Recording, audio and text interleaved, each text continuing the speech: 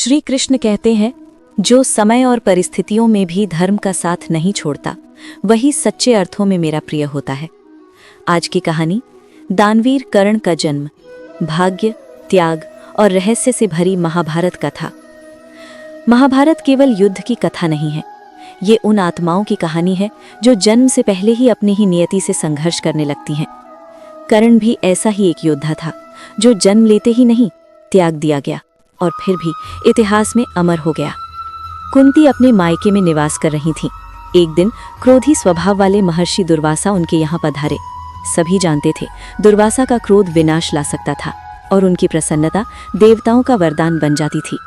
कुंती ने महीनों तक अत्यंत धैर्य, सेवा और संयम के साथ उनकी सेवा की। सेवा से प्रसन्न होकर महर्षि दुर्वासा ने कहा, वत्से, मैं तुम्हें ऐसा दिव्य मंत्र देता हूँ जिससे तुम किसी भी देवता का आह्वान कर सकती हो और उनसे संतान प्राप्त कर सकती हो। ये केवल एक वरदान नहीं था, ये भविष्य का सबसे बड़ा रहस्य था। यौवन की जिज्ञासा में कुंती ने उस मंत्र की परीक्षा लेने का निश्चय किया। उन्होंने सूर्य देव का ध्यान किया। अचानक आकाश तेज प्रकाश से भर गया। सूर्यदेव स्वयं प्रकट हुए और गंभीर स्वर में बोले, हे कुंती, ये मंत्र कोई खेल नहीं है। देवता का आह्वान करने पर संतान का जन्म निश्चित होता है। ये सुनकर कुंती भयभीत हो उठी। उन्होंने हाथ जोड़कर विनती की, हे देव, मेरी लाज रखिए।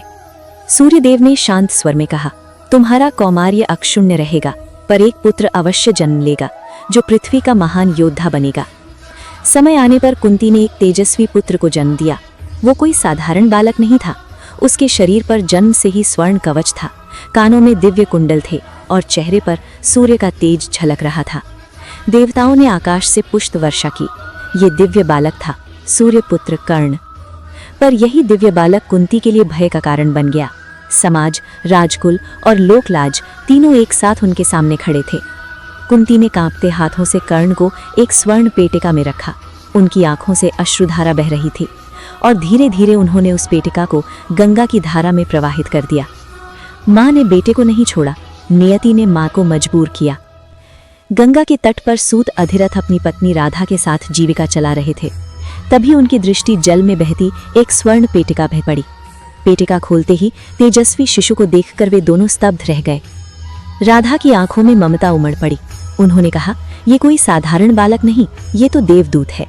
उन्होंने उस बालक का नाम रखा वसुषेण, पर संसार ने उसे जाना कर्ण के नाम से। कर्ण बड़ा हुआ। उसकी भुजाओं में अपार बल था, हृदय में दान की भावना थी और आत्मा में अडिग स्वाभिमान। पर समाज ने उसे सिर्फ एक नाम दिया, सूतपुत्र। वही सूर्यपुत्र जो राज सिंहासन का अधिकारी था, अपनी पहचान के लिए जीवन भर संघर्ष करता रहा। कर्ण का जन्म देवता से हुआ था, पर उसका जीवन मनुष्य से भी अधिक कठिन मिला। इसलिए कर्ण केवल एक पात्र नहीं है, वो हर उस व्यक्ति की आवाज है जो योग्य होकर भी अपनी पहचान से वंचित रह जाता है। कर्ण का अमर संदेश, अपमान से बड़ा कोई शत्रु नहीं और दान से बड़ा कोई धर्म नहीं। अगर आपको हमारी स्टोरी वीडियो अच्छी लगी हो तो हमारे वीडियो को लाइक करें, चैनल को सब्सक्राइब करें और अपने फ्रेंड्स के साथ भी शेयर कीजिए और कमेंट में बताइए कि कैसी लगी आपको ये स्टोरी।